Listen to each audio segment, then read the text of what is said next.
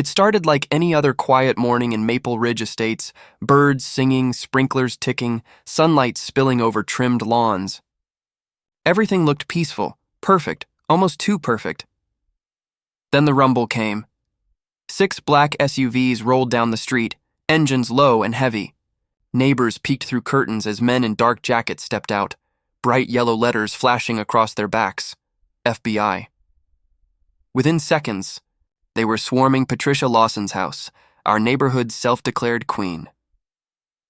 She stood outside in her fuzzy slippers and her ridiculous HOA president sash, yelling that it was all a mistake while agents carried box after box of documents from her living room. She kept shouting about community funds and voluntary contributions, but no one was listening anymore. From my porch, coffee still in hand, I realized the chaos unfolding was years in the making, and to understand how the most powerful woman in our neighborhood ended up in handcuffs that morning. We need to go back to the day my family moved in, the day Patricia decided she owned us, too. But let me start at the beginning. Before we dive in, let me know where you're listening from today. Our move to Maple Ridge Estates felt like stepping into a dream. Wide streets, leafy trees, and friendly neighbors greeted us as we pulled up to 247 Pine Valley Court, a colonial with a broad porch, a sprawling backyard, and enough space for our 3 kids to run freely. The sun was just rising, painting the windows gold, and for a moment, it felt like nothing could go wrong. Then she arrived. Patricia Lawson showed up the very next day, clipboard in hand, wearing a blazer stitched with HOA president in gold thread like it was a medal. Her smile was sharp, rehearsed, the kind that belonged to people used to power. She greeted us politely but immediately pivoted to business. "Even though your property isn't technically part of the HOA," she said, "it would be in your best interest to pay the 95 monthly dues." I told her calmly that our home wasn't under HOA rules, so we wouldn't be contributing. Her polite smile faltered, then hardened into a tight grimace. "Neighborhood harmony depends on universal participation," she said, her favorite phrase already becoming a weapon. I thanked her and closed the door, unaware that this small act of defiance had set her off. The harassment began subtly at first. Flyers under our windshield wipers, cheerful pamphlets about the benefits of HOA membership. But soon, the messages turned unsettling. Headlines warning of the dangers of nonconformity, passive-aggressive notes in our mailbox about maintaining community standards. Patricia escalated further. She measured our grass, monitored the angle of our trash bins, and even crouched near the flower bed to calculate optimal row spacing for roses. Her binder was color-coded, filled with guidelines she had written herself. What started as bizarre quickly became invasive. The turning point came when she began photographing our children playing in the yard, posting the images to the neighborhood Facebook page with captions warning that unsupervised kids lowered community safety standards. That was the moment Sarah's amusement turned to alarm.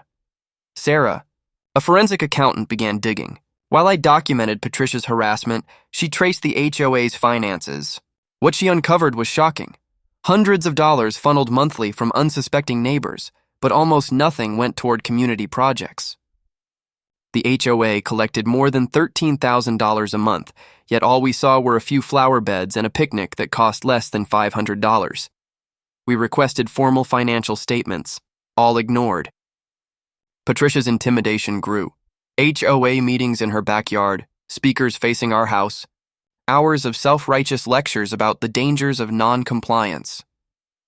It became clear, the HOA wasn't just intrusive, it was a scam. Through research and neighbor interviews, Sarah confirmed it. Maple Ridge HOA had no official nonprofit status, no board, no transparency. Patricia had been siphoning over $160,000 a year under the guise of community dues.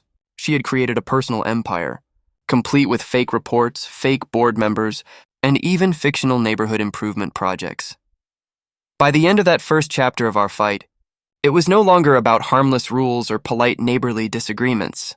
Patricia Lawson's empire had a crack, and Sarah had just found the first glimpse of the truth behind her polished smile.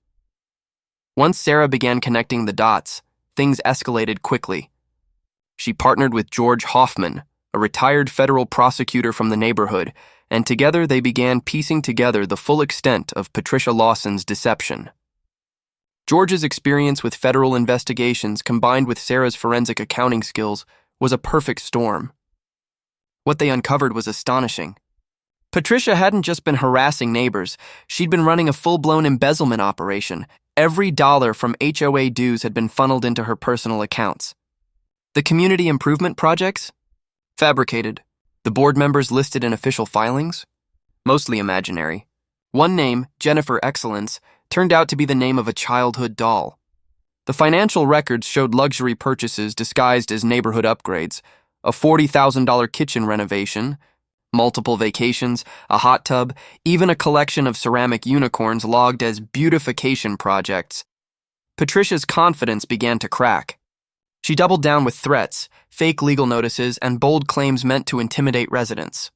Letters demanded HOA dues increase from $95 to $150, citing state regulations, complete with fabricated registration numbers and warnings of wage garnishments. Neighbors panicked, some elderly, some financially vulnerable, but Sarah and George quietly documented everything. Soon, federal authorities were involved. Sarah's original report, combined with George's connections and investigative notes, caught the attention of the FBI's white-collar crime division. Evidence mounted, false tax returns, fraudulent meeting minutes, and a paper trail leading directly to Patricia's shell company, Lawson Community Services, LLC. This company, supposedly for neighborhood enhancement, was a personal slush fund in disguise. Then came the raid.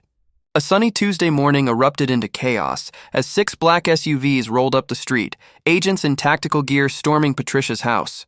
Boxes of documents, computers, and binders were hauled out while she stood on her lawn in slippers and her HOA sash, shouting that it was all a misunderstanding. Hidden in her attic, authorities found her real accounting books, revealing the full extent of the fraud. Plans to expand her scam into neighboring HOAs were recorded in detail. Patricia was led away in handcuffs, still screaming that she had done nothing wrong and claiming that residents would regret her removal. But the evidence was overwhelming. Mail fraud, wire fraud, embezzlement, and tax evasion charges stacked high. Even her ridiculous $30,000 ceramic unicorns were considered embezzled assets. Her trial was a spectacle. She attempted to justify her spending, claiming entitlement due to her hard work maintaining the HOA. But the prosecution dismantled her arguments one by one. A boat named Community Pride, bought entirely with HOA funds for a non-existent lake, was only one example of her audacity. The jury was unimpressed. On every charge, Patricia was convicted, sentenced to 5 years in federal prison, and ordered to repay $487,000 to the defrauded homeowners. For the first time in months, Maple Ridge Estates experienced true quiet. The streets, once filled with tension and harassment, were calm. The neighborhood felt free. Residents could finally enjoy their homes without fear of false reports, invasive surveillance, or malicious threats. Standing on our porch, watching the sun hit the windows of our home, Sarah and I felt a deep sense of satisfaction. The mansion of our lives wasn't just restored physically. Justice had been restored too. Patricia Lawson's empire of intimidation and greed had crumbled under the weight of truth. In the end, the message was clear. Power built on lies and fear is temporary, but courage, diligence, and honesty endure. The HOA queen had fallen, and for the first time, Maple Ridge Estates breathed freely again. And in that quiet, peaceful morning light, we understood that this victory wasn't just about exposing a fraud. It was about reclaiming our lives, our home, and our freedom.